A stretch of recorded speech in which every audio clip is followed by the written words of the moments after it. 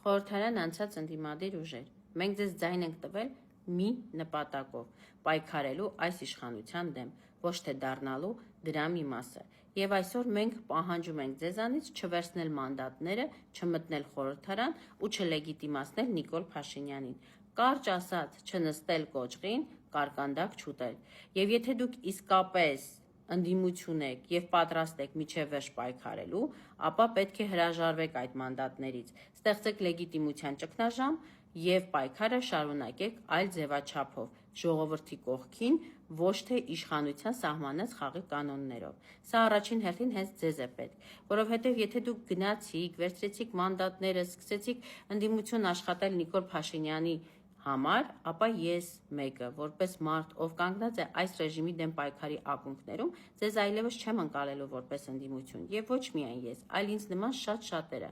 Այդ դեպքում դուք կդառնաք ոչ թե խնդիր լուծող, այլ կդառնաք խնդիր իրական ընդդիմության համար։ Մի հասցրեք իրավիճակը